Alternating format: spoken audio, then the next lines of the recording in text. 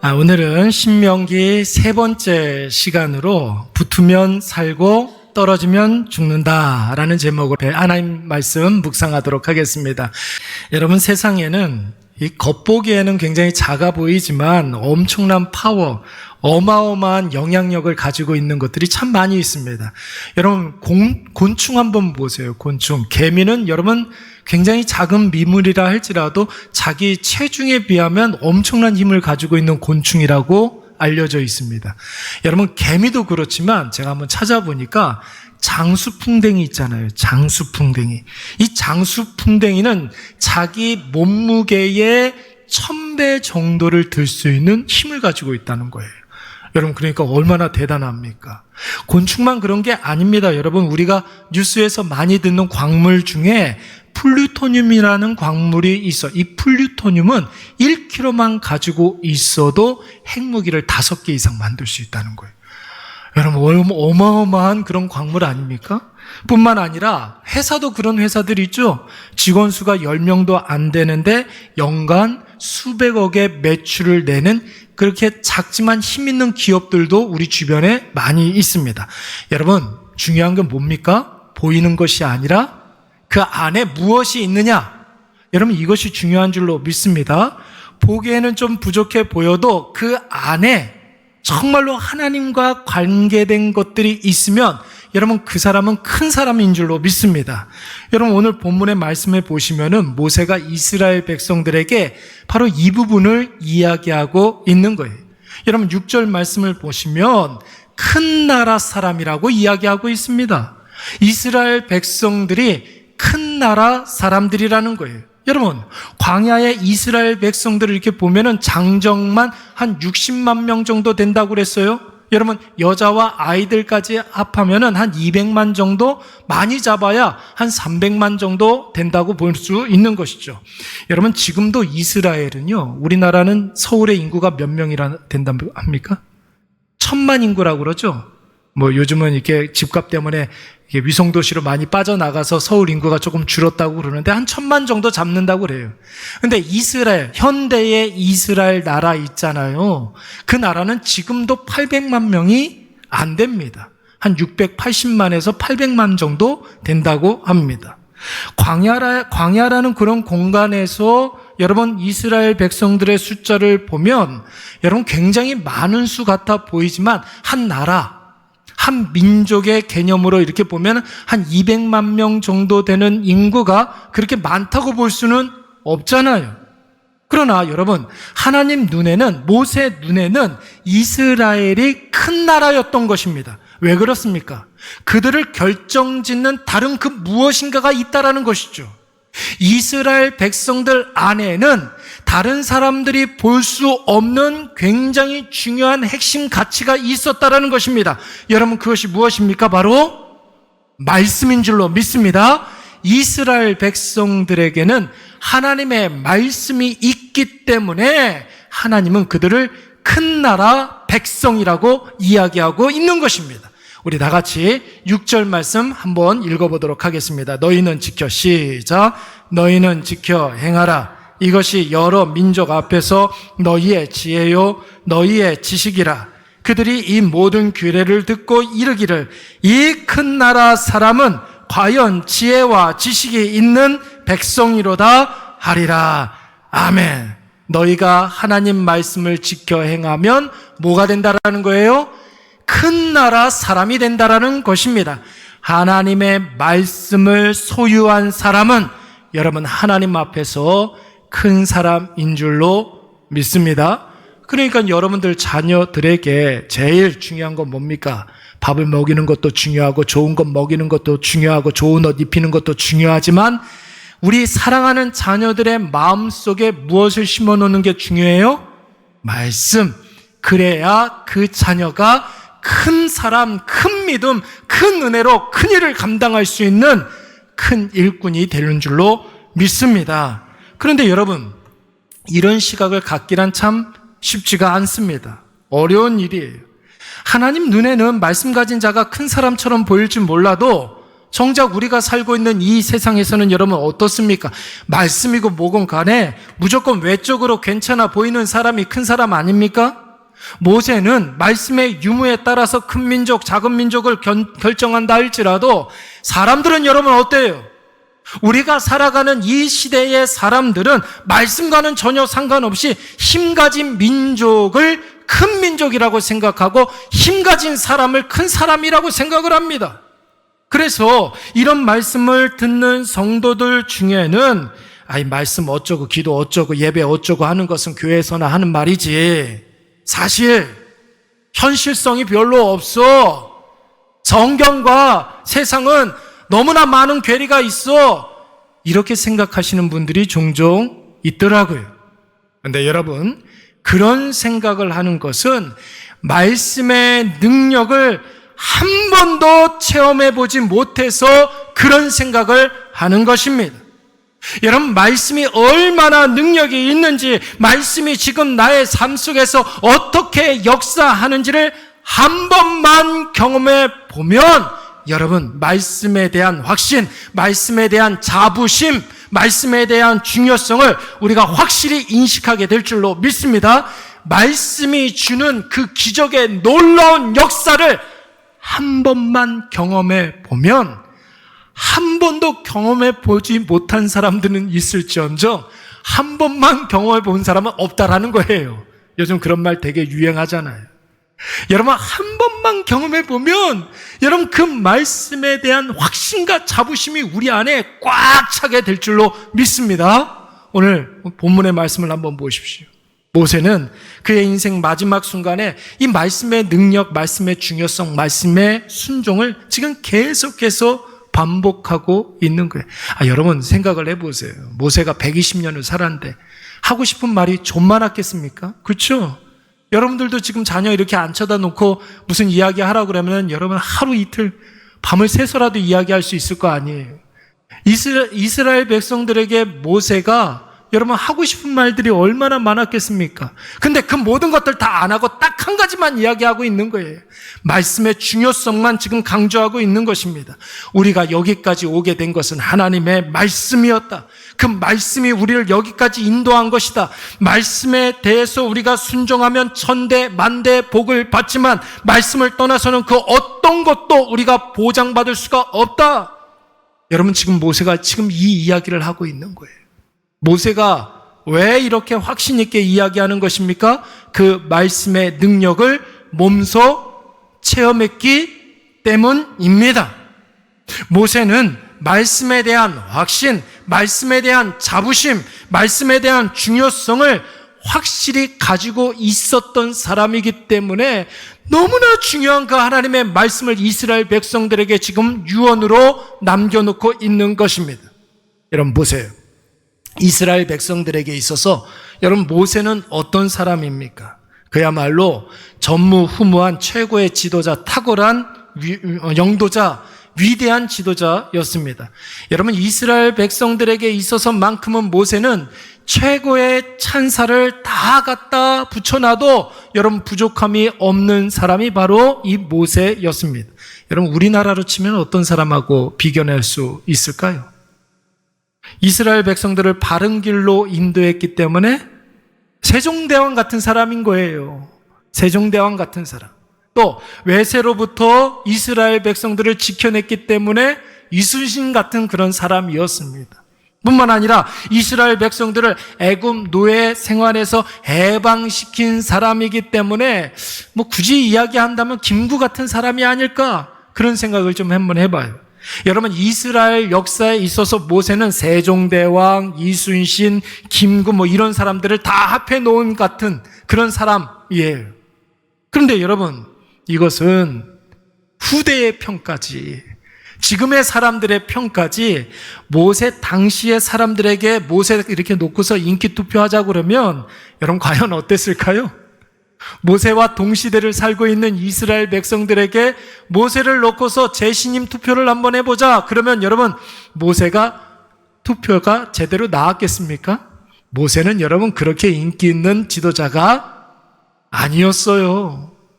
빨리 갈아치워버려야 하는 그런 지도자였고 고집 세고 남의 말도 안 듣고 합리적이지도 않고 상식적이지도 않은 그야말로 이스라엘 백성들 힘들게만 하는 그런 지도자였습니다. 왜 이스라엘 백성들은 모세에게 그렇게 불만이 많았을까요? 마음대로 살지 말라고 하니까. 너희들 마음대로 살지 말라고 자꾸만 이야기하니까 모세에 대한 인기가 별로 없었던 거예요. 하고 싶은 대로 하지 말라고 하니까요. 심지어 그 어렵다는 하나님의 말씀대로만 하라는 거예요. 그래야 산다라는 것입니다. 그래야 행복하고 그래야 승리한다는 것입니다. 이스라엘 백성들의 생각은 다른데 내 마음대로 살고 싶고 내가 가고 싶은 대로 가고 싶은데 모세 그렇게 하지 못하게 하니까 모세 참 싫어했어요. 여러분 한번 보십시오. 이스라엘 백성들이 지금 어디에 있습니까? 이스라엘 백성들이 지금 어디에 있습니까? 광야에 있어요. 광야. 여러분, 광야라는 상황은 하고 싶은 대로 하면 다 죽는 곳이 바로 광야예요. 여러분. 가고 싶은 대로 가면 어떤 일이 벌어질지 아무도 모르는 것이 바로 광야입니다. 여러분,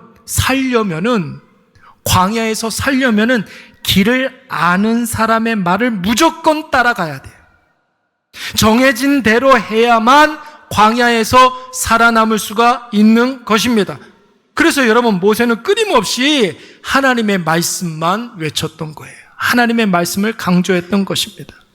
광야에서 모세가 엄청나게 많은 일들을 해가지고 광야에서 모세가 위대한 지도자, 뛰어난 영도자, 우리가 그렇게 생각하는 게 아니에요. 여러분, 모세는 광야에서 딱 한 가지 일만 했어요. 하나님의 말씀을 전하는 일. 여러 가지 일들을 했던 게 아니에요. 모세는 딱 한 가지 일만 했습니다. 하나님의 말씀을 전하는 일. 모세에게 말씀에 대한 확신이 있었기 때문에, 모세에게 말씀에 대한 자부심이 있었기 때문에, 여러분, 모세는 그거 한 가지만 해도 뛰어난 지도력을 발휘할 수가 있었던 것이에요. 한번 보세요, 여러분. 호렙산 불붙은 떨기나무에서 하나님을 만난 이후에 하나라도 말씀이 이루어지지 않은 것이 없었습니다. 한번 볼까요? 10개의 재앙으로 하나님만이 유일한 하나님이라는 사실이 입증되었습니다. 피게, 이팍, 도금의 흑장. 10개의 그 재앙으로 말미암아 하나님만이 유일한 하나님이라는 사실이 입증되었고, 뿐만 아니라 홍해가 갈라지는 것을 보면서 여러분 하나님의 지켜주심을 확인하게 되었습니다. 만나와 메추라기를 먹으면서 하나님 함께 하심을 체험하지 않았습니까? 불기둥과 기름기둥을 통하여서 하나님의 인도하심이 분명해졌습니다. 여러분, 이 확신이 있으니까 모세는 말씀 하나만 있어도 괜찮아, 이렇게 생각한 거예요. 이런 자부심이 있을 수 있었던 것입니다. 그래서 모세가 내린 결론이 뭐예요? 여러분 4절 말씀 한번 볼까요? 4절 말씀 우리 다 같이 한번 읽어보도록 하겠습니다. 오직 시작. 오직 너희의 하나님 여호와께 붙어 떠나지 않는 너희는 오늘까지 다 생존하였느니라. 오직 너희의 하나님 여호와께 뭐에 있는 사람? 붙어 떠나지 않는 사람. 그 사람은 다 어떻게 되었다고요? 오늘까지 살아남았다는 것. 여러분, 죽고 사는 문제가 어디에 달려 있다는 것이에요? 하나님의 말씀에 달려 있다라는 거예요. 하나님의 말씀에 붙어 있느냐, 하나님의 말씀에 떨어져 있느냐, 여기에 우리의 생존이 달려 있는 줄로 믿습니다. 그래서 여러분, 예수님께서 이 부분에 대해서 요한복음 15장 말씀에 뭐라고 말씀을 하셨냐면, 포도나무 비유를 통해서 이렇게 말씀하고 있습니다. 내 안에 거하라, 나도 너희 안에 거하리라. 가지가 포도나무에 붙어 있지 아니하면 스스로 열매를 맺을 수 없음같이 너희도 내 안에 있지 아니하면 그러하리라. 여러분, 붙어 있으면 열매를 맺고 떨어져 있으면, 여러분, 열매를 맺지 못할 뿐만 아니라 그건 나무라고 볼 수가 없어요. 원래 가지에 떨어져 있는 나뭇가지, 우리는 그것을 뭐라고 이야기합니까? 짝대기라고 그러는 거예요. 나무라고 이야기하지 않아요. 생명이 없기 때문에 그냥 막대기라고 이야기하는 것입니다. 여러분, 나무는 원줄기에 여러분 붙어 있어야 될 줄로 믿습니다. 성도는 하나님의 말씀에 붙어 있어야 될 줄로 믿습니다. 그래야 여러분 생명력 있는 성도의 삶을 살 수가 있는 것이에요. 여러분, 말씀에 붙어 있다는 말은 구체적으로 어떤 뜻이 있을까요? 하루를 살아가면서 여러분 우리가 가끔가다 그럴 때 있어요. 뜻하지 않은 일들을 만날 때가 종종 있죠. 여러분 그럴 때 어떻습니까? 내가 예상하지 못한 일을 만났어요. 내가 원치 않는 일을 만났어요. 내가 당황스러운 일들을 만나면 사람들 거의 다 어떡하지? 어떡하면 좋아? 이러지 않습니까? 여러분 이 생각이 먼저 들면 그때부터는 여러분 사람에게 찾아가서 도움을 구하게 되어 있어요. 세상의 방법을 쓰게 되어 있습니다. 그러다 보면 여러분 요만한 콩알 같은 그런 일들이 계속해서 커져서 나의 그런 걱정과 염려 때문에 이 문제가 점점 커져서 인생이 여러분 미궁으로 빠져들게 되는 것입니다.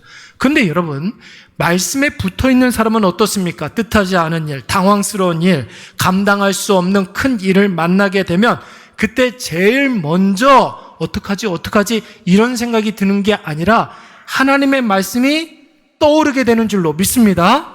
여러분 그때부터는 말씀이 이 문제를 이끌어가게 되는 거예요. 내 마음에 불안이 싹트게 되면 그 불안이 내 인생을 끌고 가요. 그러면 요만한 문제가 이만한 문제가 된다고요. 그런데 여러 가지 내가 예상하지 못했던 문제를 만났는데 말씀이 먼저 떠오른다. 그러면 여러분 그 말씀이 절대로 잊혀지지가 않아요. 그 말씀이 우리의 인생을 끌고 가는 거예요. 그러면서 여러분 하나님께서 우리의 이 문제를 해결해 주신다는 확신이 들게 되고 하나님이 어떻게 일하시는지가 두 눈으로 똑똑히 보게 되는 거예요. 그러면 여러분 우리가 뜻하지 않은 일을 만났다 할지라도 절대로 실수하지 않게 되는 것이죠. 절대로 그 문제 때문에 범죄하지 않게 되는 것입니다. 그때부터는 여러분 기도와 말씀으로 그 일들을 능히 이겨내갈 수가 있게 되는 것입니다. 여러분 우리 사랑하는 일의 가족들은 포도나무에 붙어있는 가지처럼 말씀에 딱 붙어 있으시기 바랍니다. 말씀이 해결해 주시는 거예요. 말씀으로 살면 말씀이 우리에게 승리를 가져다 줄 줄로 믿습니다. 우리 한번 다 같이 따라서 한번 해보도록 하겠습니다. 붙으면 살고, 더 크게 한번 해보세요. 붙으면 살고, 떨어지면 죽는다. 무엇에? 하나님의 말씀에 붙어 있으면 살아요. 말씀의 사람이 되면 여러분 나도 모르게 말씀이 생각난다고요. 그 말씀이 잊혀지지 않는다고요. 그 말씀이 어떻게 역사하는지가 우리의 두 눈에 똑똑히 보게 되는 거예요. 그러면 그 감격에서 벗어날 수가 없습니다. 그렇다면 여러분 도대체 말씀이 무엇이길래 우리가 말씀대로 살아야 하고 말씀에 붙어 있어야 할까요?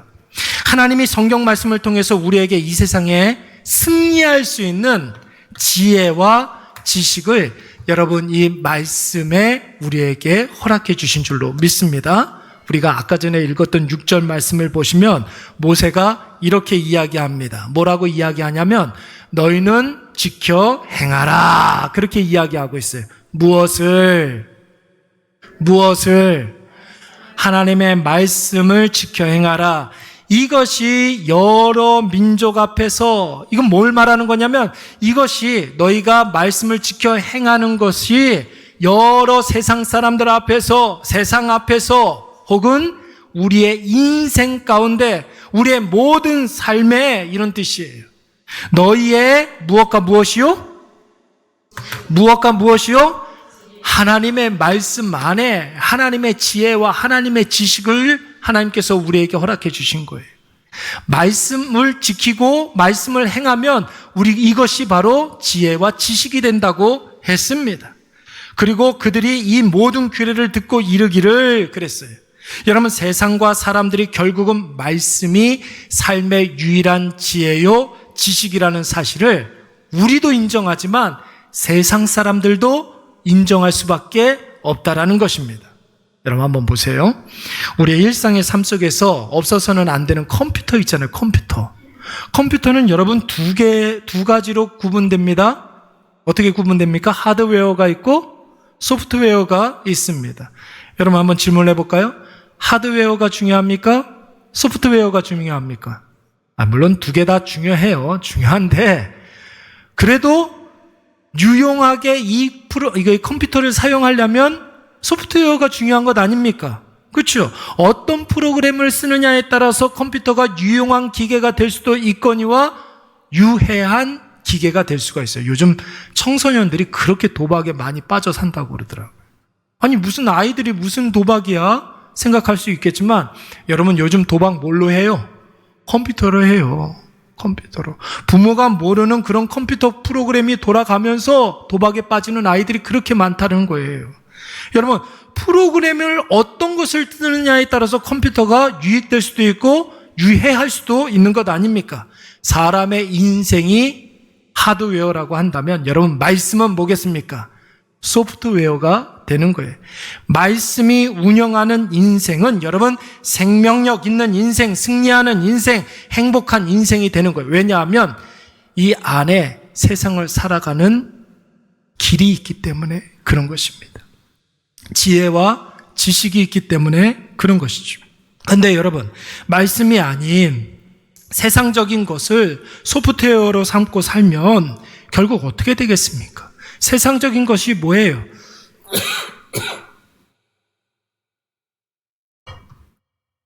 많은 사람들이 세상을 살아가면서 입신양명이라는 소프트웨어로 살아갑니다. 자기 이름을 많이 드러내면 된다고 생각을 해요. 근데 여러분 한번 보세요. 높이 올라가면 나중에 내려올 때가 있죠. 내려오게 되면 그때는 여러분 천천히 내려오는 것이 아니라 완전히 추락하게 되는 거예요. 그때 우리에게 내상이 얼마나 많은지 몰라요. 어떤 사람들은 자기 인생의 소프트웨어를 물질 만능으로 여기고 살아가는 사람들이 있어요. 여러분 돈이 사람을 살립니까? 어떤 분들은 돈이 사람을 살린다고 그러는데 여러분 돈이 사람을 죽일 때가 훨씬 더 많습니다. 어떤 분들은 인생의 모토가 유유자적이래요. 워라밸이래요. 세상을 즐기는 것이 가장 가치 있는 삶이라고 이야기하는 사람들도 있습니다. 한번 그렇게 살아보세요. 여러분 정말로 세상에 워라밸이라는 것이 있을 수 있는지, 유유자적하면서 이 세상을 살아갈 수 있는지. 왜요? 우리가 살아가고 있는 이 인생은 광야길이기 때문에 그런 것이. 어떤 분은 그런 분이 있어요. 정상천하 유아독존이다. 세상에 나 하나밖에 없다. 나 중심적으로 살면 된다. 여러분 인간은 혼자 살아갈 수 없는 그런 존재 아닙니까? 그래서 여러분 서두에서도 말씀을 드린 것처럼 그 사람 안에 무엇이 있느냐에 따라서 그 사람의 인생이 결정되는 일들이 너무나 많이 있는 거예요. 잘생기고 몸매 좋고 화려해 보이고 누가 보더라도 대단해 보여도 그 사람 안에 소프트웨어가 꽝이면 여러분 인생도 꽝인 것입니다. 그러나 여러분 이스라엘 백성들처럼 별 볼 일 없어 보여도 그들에게 무엇이 있다고 그랬어요? 하나님의 말씀이 있으니까 그 이스라엘 백성들이 큰 나라 백성이 될 수가 있었던 것이죠. 왜냐하면 하나님의 말씀 안에는 약속이 있기 때문에 그런 거예요. 하나님의 약속, 하나님께서 주시마 했던 복락이 있기 때문에 그런 것입니다. 여러분 말씀이 약속한 복락이 무엇입니까? 우리가 지난주에도 생각을 해봤지만 하나님께서 지켜주신다고 약속을 했어요. 하나님께서 우리와 함께 하신다고 약속을 했고 하나님께서 우리의 앞날을 인도해 주신다고 약속을 했습니다. 뿐만 아니라 하나님께서 오늘 이 말씀을 통해서 오늘 너희를 구원하리라 하나님께서 말씀해 주신 줄로 믿습니다. 구약적인 개념에서는 내가 너의 백성을 번성케 하리라, 너의 이름을 창대케 하리라, 너로 인하여서 복을 받으리라, 모든 영광들을 너희에게 주리라. 이게 바로 하나님께서 구약에서 약속하신 약속들입니다.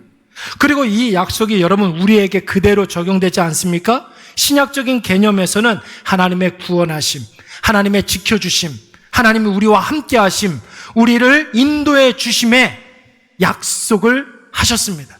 말씀 붙잡고 살면 반드시 승리하는데 내가 너와 함께하고 너를 지켜주고 너를 인도해 주신다는 것이죠. 거기서 끝나지 않아요. 너의 모든 죄를 덮어두고 죄 씻어 주시겠다. 너희에게 반드시 구원을 주시겠다. 영생의 복락을 하나님께서 주시겠다 약속하셨습니다. 뿐만 아니라 여러분 오늘을 살아갈 수 있는 풍성한 은혜를 우리에게 약속하셨고 평안과 형통을 우리에게 주실 것을 여러분 믿으시기 바랍니다. 또한 우리에게 무엇을 주신다고 그랬어요? 천국을 주시마 약속하신 것입니다. 그래서 겉으로 볼 때에는 우리가 세상 사람들과 별반 다를 것 없이 살아가는 것 같아 보여도 여러분 실제로는 우리 안에는 어마어마한 은혜 가운데 우리가 살아가고 있는 거예요. 어제는 하나님의 은혜로 살았고 오늘은 하나님의 복락을 지금 누리고 살고 있습니다.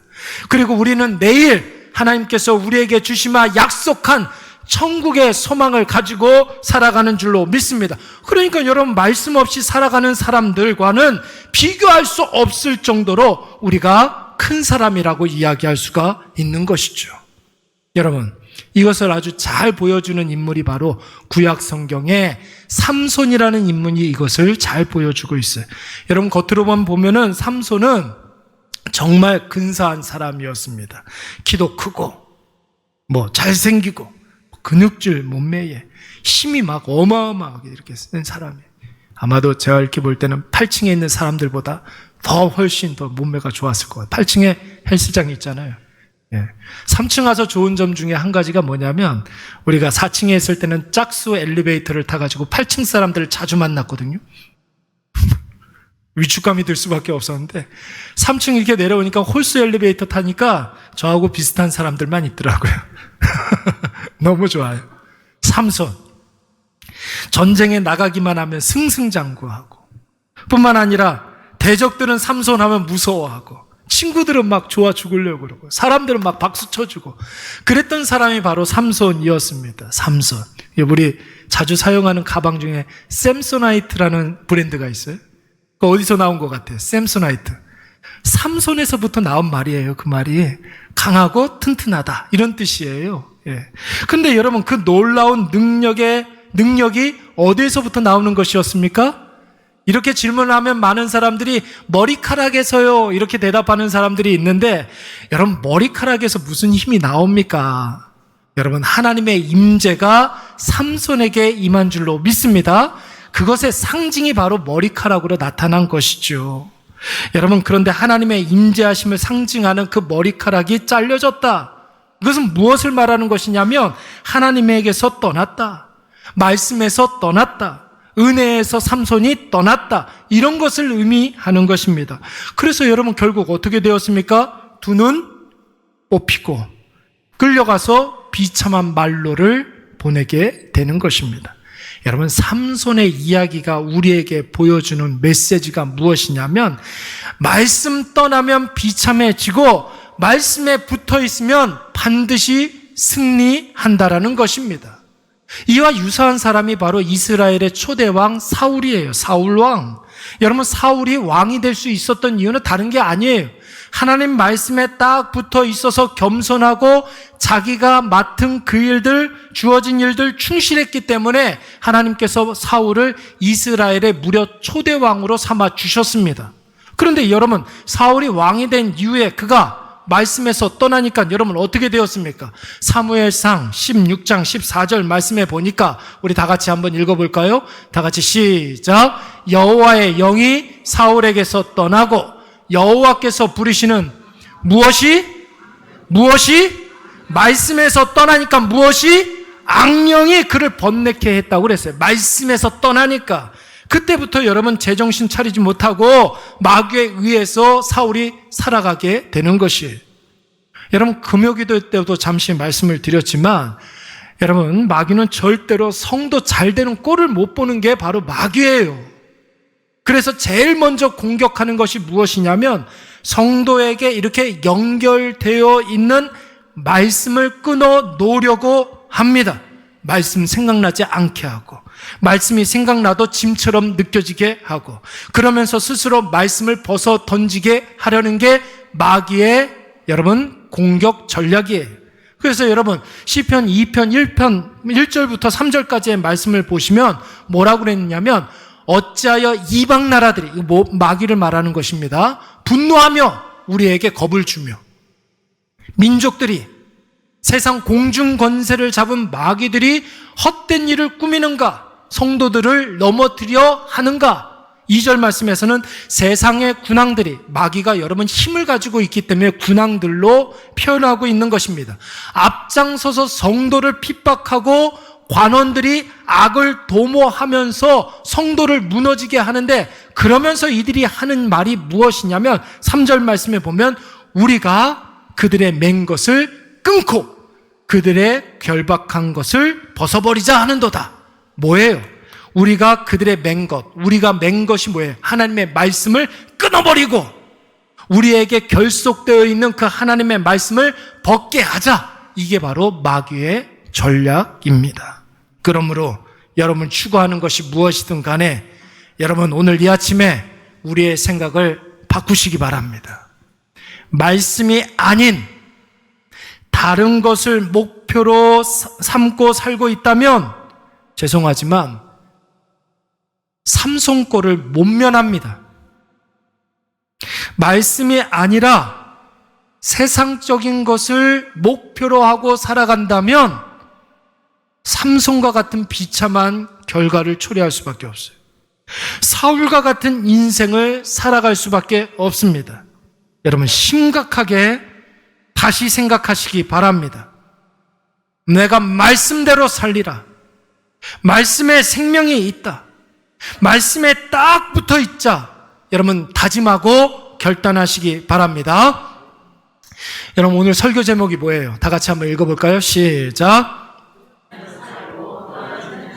무엇에? 하나님의 말씀에. 말씀에 붙어 있으면 말씀이 약속한 것들을 다 누리게 되어 있습니다. 약속이잖아요. 구약이 뭐예요? 오래된 약속. 신약이 뭐예요? 새로운 약속이에요. 그 약속이 예수 그리스도라는 뜻이거든요.